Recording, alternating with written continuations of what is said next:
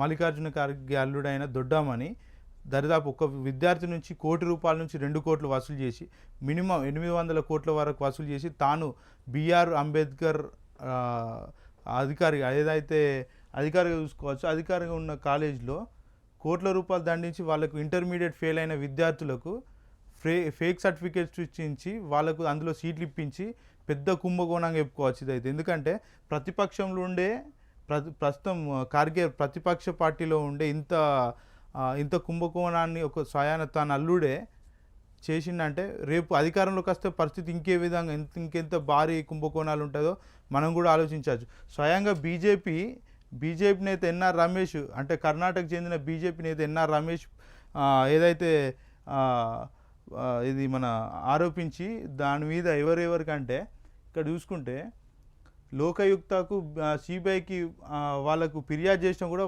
పట్టించుకోవట్లేదు.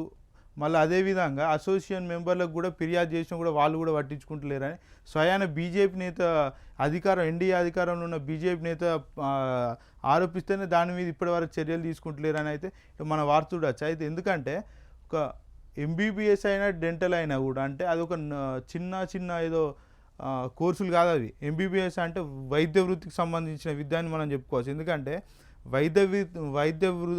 వైద్య విద్య అంటే ఒక మనిషిని జ్వరం వచ్చినా దగ్గొచ్చినా ఏదైనా కూడా ఆపరేషన్లు అయినా నొప్పులైనా వీటికైనా మెడిసిన్ ఇచ్చి ఒక డాక్టర్ అంటే ఒక దేవుడికి మారుపేరుగానే చెప్పుకోవచ్చు. అలాంటి వైద్య విద్యను ఈరోజు ఇంటర్ ఫెయిల్ అయిన విద్యార్థులకు అంటే ఉన్నతమైన స్థాయిలో ఉన్న వారి పిల్లలకు కోట్లు దండించుకోవడానికి ఇక్కడ సీట్లు ఇప్పించిండు. దీని ద్వారా ప్రజలు రేపు ఒకవేళ వాళ్ళు మళ్ళీ ఎంబీబీఎస్లో కూడా మళ్ళీ ఏదో ఫేక్ సర్టిఫికేట్స్ సృష్టించి వాళ్ళకు మళ్ళీ రేపు పొద్దున జాబ్లు అని ఇవన్నీ పోయి వైద్య వృత్తి చేసుకొని కార్పొరేట్ హాస్పిటల్స్ పెట్టి రేపు పొద్దున మళ్ళీ ఇంకేదైనా చేసినా కూడా ట్రీట్మెంట్ ఏ స్థాయిలో ఉంటుందో కూడా దీనికి భవిష్యత్తులో ఎంత డ్యామేజ్ అవుతుందో మనం అయితే అర్థం చేసుకోవాల్సిన అవసరం ఎంతైనా ఉంది.